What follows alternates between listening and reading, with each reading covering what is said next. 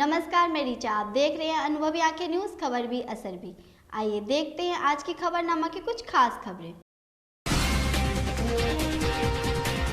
उत्तर प्रदेश के बुलंदशहर से एक दिल दहला देने वाली घटना सामने आई है, जहां दो युवतियों की हत्या करने के बाद आग लगाकर जला देने का मामला सामने आया है। थाना बीबीनगर में बाईपुर गांव है।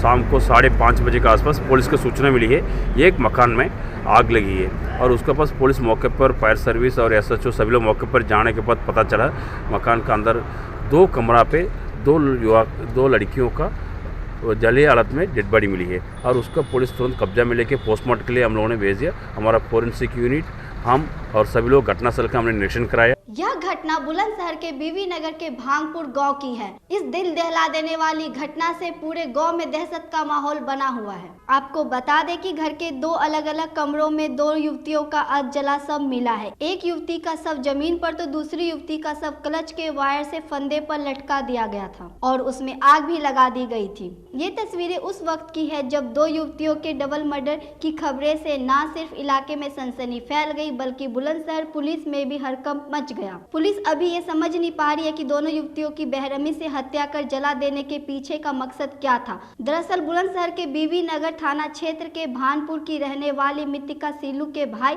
राहुल की शादी आने वाली 18 फरवरी की थी। घर में खुशी का माहौल था और शादी में शरीक होने के लिए 10-20 दिन पहले से ही मितिका सीलू की मामा की बेटी शिवानी भी भानपुर आई हुई थी। पुलिस मौके पर पहुंची तो बीबीनगर थाना पुलिस के हाथ पांव फूल गए क्योंकि घर के दोनों कमरों में पुलिस को दोनों युवतियों का शव मिला, जहां सीलू की लाश क्लचर के वायर से फंदे पर लटकाकर आग लगाई गई थी, जबकि जिस कमरे में शिवानी की लाश मिली वहां उसको जिंदा जलाया गया था। वहां से भी पुलिस ने एक कोल्ड ड्रिंक की खाली बोतल बरामद की है, जिसे देखकर लगता है कि पहले शिवानी की हत्या की गई और फिर हत्या के हादसे में बदलने के लिए खाली बोतल में पेट्रोल लाकर आग लगाई गई थी।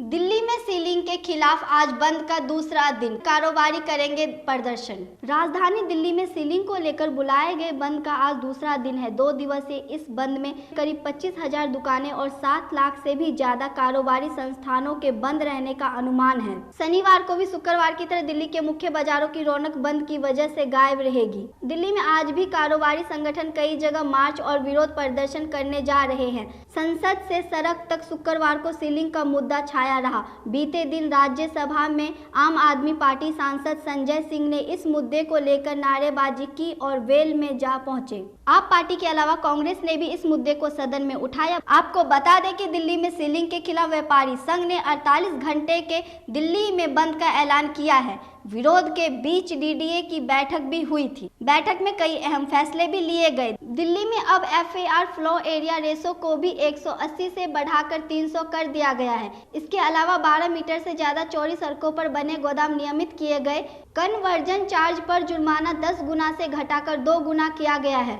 आपको बता दें कि अब एफआर से बेसमेंट भी सीलिंग के दायरे से बाहर होंगे।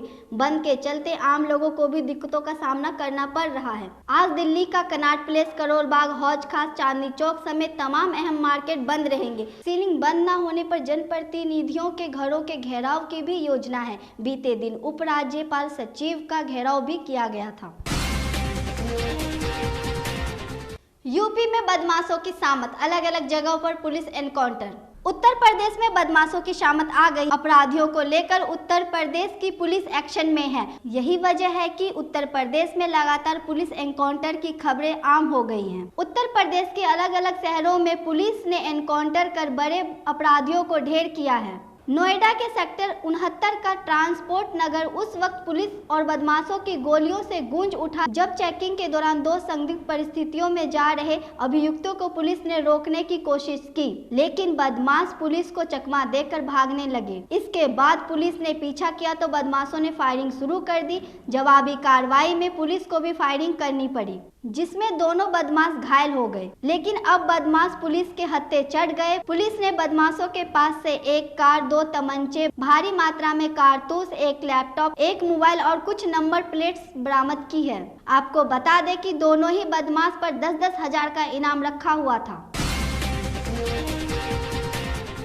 जम्मू कश्मीर के माछिल सेक्टर में हिमस्खलन में दबी सेना की चौकी 3 जवान हुए शहीद। जम्मू कश्मीर में कुपवाड़ा जिले के माछिल सेक्टर में शुक्रवार को हिमस्खलन की चपेट में सेना की एक चौकी आ गई, जिसमें 3 सैनिकों की मौत और कई घायल बताए जा रहे हैं। तीनों जवानों के शव बर्फ से निकाल लिए गए हैं। सेना ने अभियान चलाकर अपने अन्य सैनिकों को सुरक्षित स्थानों पर पहुंचा दिया और बर्फ में दबे सैनिकों के शव बरामद कर लिए। सेना के अधिकारी ने बताया कि हिमस्खलन में 4 जवान लापता हो गए।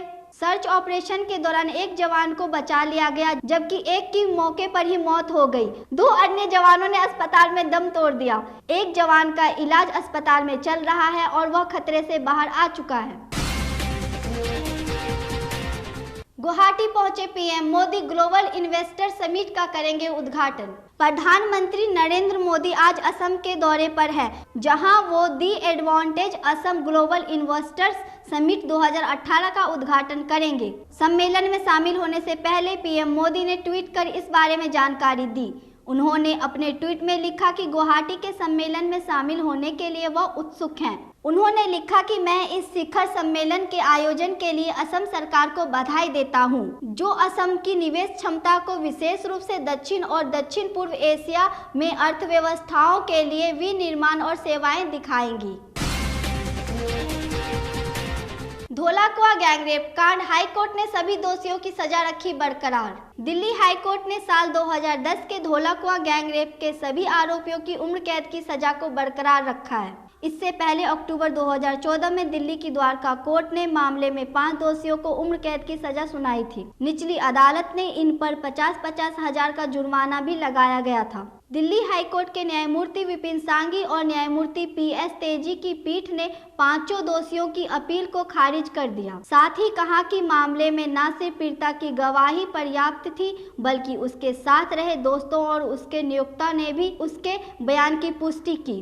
वहीं मामले में सभी दोषी अपनी अपील के समर्थन में कोई ठोस आधार पेश नहीं कर पाए। इन्होंने साल 2010 में धौलाकुआं में पूर्वोत्तर मिजोरम की रहने वाली 30 वर्षीय युवती के साथ गैंगरेप किया था। पीड़िता एक बीपीओ कंपनी में काम करती थी। इस घटना के वक्त पीड़िता का दोस्त भी उसके साथ मौजूद था। मामले में दोषी उस्मान उर्फ काले, शमशाद उर्फ खुटकन, शाहिद उर्फ छोटा बिल्ली, इकबाल उर्फ बड़ा बिल्ली और कमरुद्दीन उर्फ मोबाइल ने द्वारका कोर्ट से मिली उम्र कैद की सजा को दिल्ली हाईकोर्ट में चुनौती दी थी। अदालत ने सभी दोषियों की उम्र कैद की सजा को कम करने की अपील भी ठुकरा दी।